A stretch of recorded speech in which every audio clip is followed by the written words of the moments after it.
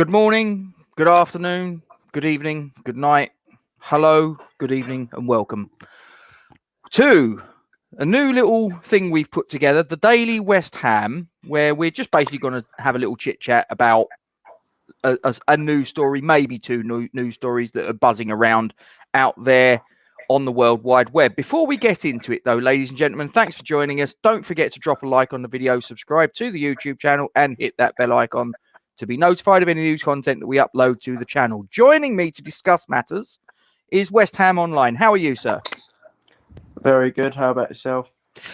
Doing all right. Well, we've got Wednesday out the way. As we record this is going to go out Thursday morning, but as we record this is Wednesday. So we've broken the back of the week, and we're now on our way towards the weekend. Yeah. Fantastic. Well, I can't go out on the weekend either. So no. Do you want to tell the dear viewers what's the crack with you? I've unfortunately contracted a deadly disease. You have. Well, obviously I'm joking, but then again, it is deadly for some people. It is for some, yes, that's true. But thankfully, it looks like not for you. No. I've got COVID. I have promised Gatesy that we'll do a half an hour video of me explaining what it feels like. I'm only joking, that boy used to death. But I've got COVID, so I can't go out till Sunday. No, not good, mate. Well, you have my sympathy, and as I've said to you, just sort of keep your fluids and all that topped up, and you'll be fine. You're a young, strong, young, fit boy. So, okay, so we move on. This is the story that's caught my eye, as you can see there on the front cover of the first edition of the Daily West Ham. There's a story doing the rounds that Kurt Zouma's purported wages, which in some publications is £125,000 a week, has caused a little bit of a rumpus behind the scenes at Rush Green with the other players. Now, just referring to this article here, it says that the West Ham players are unhappy with Kurt Zouma's huge salary following his move from Chelsea.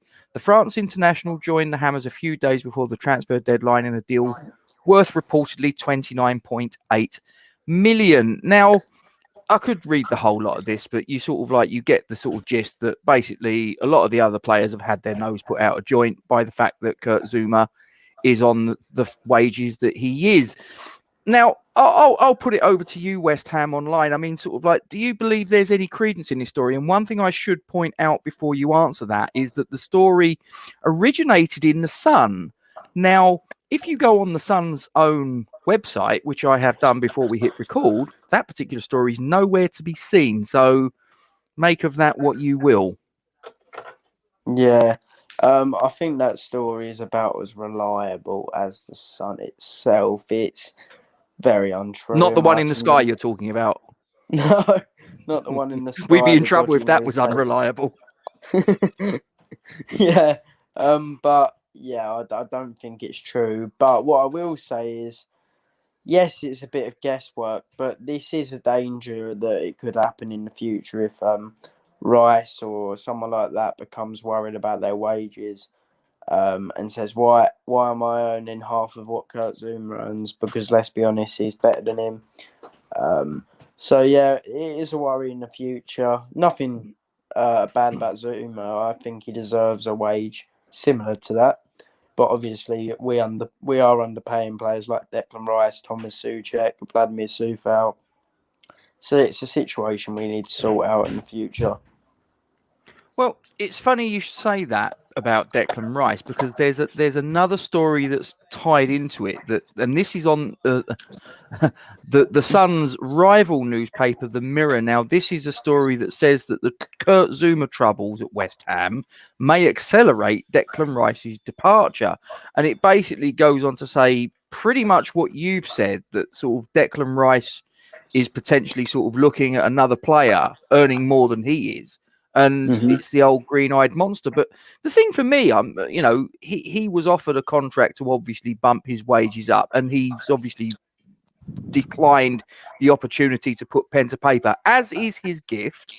But largely the reason why Declan Rice is not the highest paid player at the club right now, as far as I'm concerned, is because he's not signed the contract. So, you can't have it both ways. You know what I mean? Yeah. Yeah, true. I think he'll either leave next summer or sign a contract with a release clause similar to the one that Jack Grealish had, which we were all obviously unaware of, even Villa fans, journalists. I hadn't heard of the Jack Grealish release clause until he actually left the club, and their owner came out and said basically there was 100 million Champions League club release clause sort of thing. Yeah. So that is obviously a possibility unless we get Champions League ourselves. But I think a clause along that lines would be suitable, probably. Yeah, I mean, getting back to the Kurt Zouma thing, though, I mean, I don't know about yourself, West Ham Online. I mean, 125k, and there are reports that say that it's not as much as that. They say that it is six figures, but it's not 125. Let's just say, for the sake of argument, that it's the minimum end of that particular realm. So six figures, £100,000 a week. Okay, let's say he's on that for the sake of discussion. Now, for a 26-year-old international player with 2 Premier League winners' medals and a Champions League winner medal in his resume, to be fair, I don't think that 100k a week is actually out of line for a player that has that sort of CV. Do you?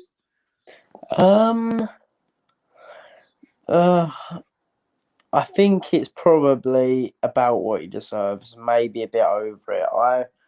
I obviously had reservations about Kurt Zouma originally. I still think that positionally he does need to improve. He does lapse in concentration quite a bit, similar to what Diop does in terms of marking. But let's get it right, he is much better than Diop overall.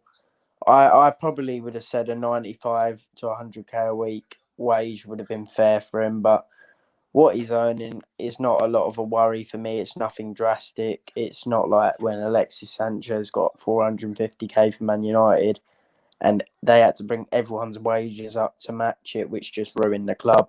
120k with the level we're at the moment, for that to be our top earner is not that bad, really. If you look at the other clubs in the top 6, which is what we're trying to maintain, Liverpool, Arsenal, not Arsenal, well, they're a mid-table club now, sorry, relegation club. Liverpool, Spurs, Man City, all of their top earners are around between 250 to 400, which is ridiculous, but grand a week. So, yeah, I think it's fine. Just bring Rice's wage up, as we said. Yeah, I mean, there's another report that I saw, and I don't know how true this is, but the report that I read says that Jared Bowen is on 96k a week. Now, if we use the yardstick that Bowen, who before he obviously came at West Ham was a Championship player, is now on 96k a week, if that report is correct, then, like I say, is a Premier League winner 2 times and a Champions League winner once, earning, essentially only £4,000 more than a player of that caliber. Is that out of line? I personally think it isn't. No, yeah, I agree with what you're saying. He's worth, to be honest, put it this way, Yarmolenko's on 115k a week. I think there's... What I want to know, Gates, is why we haven't heard a story like this from the Sun when Zouma wasn't here, because Yarmolenko's still earning like similar wage, if not more. I thought it was 120k he was on. So why have they suddenly come out with this story? I'll be honest with you, West Ham Online. I think it's to generate hits, to get clicks. It's a little bit of a clickbaity story, isn't it? I also think it's possibly done, and this might seem to be a little bit. People might think this is a little bit of a conspiracy theory on my behalf, but I wouldn't be surprised if it's just done to destabilize West Ham. As club. I think that, all the stories about, Declan Rice is off, this, that, and the other, you just sort of sit there and think, come on, it's just lazy journalism. It's an easy stick to beat the club with, that Declan Rice, he's not happy. He's rejected the contract twice. listen, if Declan Rice wants to sign that contract, he will, and if he doesn't, then the club have got a decision to make. But let's be honest about it. We've got him for, I think, 3, possibly 4 more seasons. So it's not like we've only got him for another 2 years and the clock's ticking and we've got to make a decision a little bit lively. So all these stories that are saying that Declan Rice is unhappy and he wants this, that, and the other, or he's off, I think, like I say, I just think it's lazy journalism, to be honest. Yeah, I agree. I think it is lazy journalism as well. I don't agree with it. Only Declan and his agent, and well, that's probably it at the moment, truly knows how he feels. And I doubt, especially when he's not watched Zuma for the club yet, or he's been at international duty since Zuma joined, I doubt he actually has expressed any concern. Yeah. Even if he was feeling that, as I say, he's been on international duty. I highly doubt in between England games he's spending his time talking to David Sullivan. Yeah. Do you actually think that Premier League players that are earning tens or even hundreds of thousands of pounds a week actually look at another player walking through the door who's on a couple of quid more than them and actually sort of start getting the ump? And, I mean, it's like, how many Ferraris, how many mansions do you need? Yeah, I don't know. I do think that some of them think that way. I just think, when they got money like that, they're like, I want more, I want more, I want more. For some people, but I don't think Declan's one of them people. I do think he wants more, because although he's earning a good wage compared to what people in the average person earns, for a player of his ability, he is not earning what he deserves. You know, he's probably going on a night out with Mason Mount. Mason's going to splash the cash. Declan's got to be a bit more reserved. He can only spend 7k on a night out. Mason's just gone and splashed 15. So that's probably where his frustrations come. But again, the reason for that, West Ham Online, is because he's not signed the contract to Yeah. make him the most expensive paid player. So you can't complain about it on the one hand, and then you're essentially the reason why you're not earning that money. I mean, I love Declan Rice, don't get me wrong, and I think he should be. I know he should be the most highest paid player at the club. But the reason he isn't is because he hasn't signed the paper that was put in front of him. And that's pretty much the end of that. Okay, so just to move on before we finish off West Ham Online, just to sort of touch on to the other story that I want to discuss. Now, the story doing the rounds is that Jesse Lingard's obviously, he didn't come to us in the transfer window, which surprised a lot of people, not so much others. But the story goes that he's not signing a new contract at Manchester United because he wants assurances over his playing time. Do you think there's still a possibility that he could be coming to West Ham either in the January transfer window or possibly beyond that in the summer of 2022 on a free? Yeah, I think it is a possibility. I think it could definitely happen. But I think it does depend a lot on how we do in the form of Nikola Vlasic and whether we need another attacking midfielder. It really will depend on how much game time everyone's getting. If we feel we need someone else, last season we needed him because Fornals and Benrahma were inconsistent and Lingard was a step up at the time. But if Vlasic is performing, Fornals, obviously, shout out to him, he's performing really well. He's got a goal involvement in every game. This season's just scored for Spain as we speak. Yeah. So he's doing well. Obviously, we know Benrahma's doing well. Bowen, okay, his numbers haven't been great in terms of goals and assists. He hasn't got one yet, but let's be honest, he's playing really well. So at the moment, it's not a concern, but we're only 3 or 4 games in. We'll just have to wait and see, really. As I say, if everyone's performing, I don't think we need him. If they aren't, go and get him.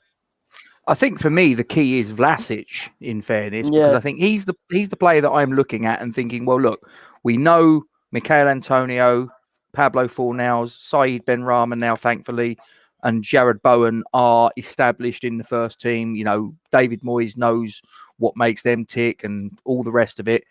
Whereas Nikola Vlasic, he's a little bit of an unknown quantity. He's the one that you're looking at and thinking, this could work. There's a lot of people that I know that said, despite it not working on, as far as his appearances and goal contributions and all the rest of it was concerned in his time at Everton, there's a lot of people that I know that saw him play that said, actually, I think he's a very, very good player. It was just the wrong club at the wrong time. So Yeah, I think he's the one I'm looking at and thinking Jesse Lingard coming in probably depends upon him. If Vlasic comes in and rips it up in the Premier League and does well in Europe and all the rest of it, I'm the same as you. I kind of think, Jesse Lingard, even if he comes on a free the following summer, he's going to command an awful lot of wages, you'd think. And it's like, well, do we really need to spend it? I know he's a quality player, but by the time he would walk through the door, he'd be 29 going on to his 30th birthday. I just don't think it makes sense. yeah. What I saw last night anyway, Vlasic looked brilliant, and he only played the cameo for Croatia because obviously he couldn't play every international. He couldn't start every international game. Like, not many players do that out of the three they got. But in his 35 minutes, he should have had 2 assists. He scored a goal. He looks really direct. I tweeted out, actually, he's built like Arnautovic, and the way he runs reminds me of him too, just obviously a bit smaller. So yeah, I'm a fan from what I see. And if he's doing really well, there's no point of us getting Lingard. Obviously, that's providing that the backup, if say he's doing so well that he's in the team, if Fornals and Ben Rama and everyone else is still performing as well, we really don't need another player. As you said, we don't have a ridiculous wage bill. We can't afford to just get Lingard in for the sake of it. He'll want to be starting when we can look at getting another left back, another forward, things like this. Absolutely. And there we will leave it, West Ham Online. And I thank you very much indeed for joining me on the first edition of the Daily West Ham. No problem. For those of you that have watched it, thank you very much indeed. Don't forget, guys, to drop a like on the video, subscribe to the YouTube channel. Make sure you hit that bell icon to be notified of any new content as and when we upload it to the channel. Only one thing left to say, and that is my usual, come on you Irons.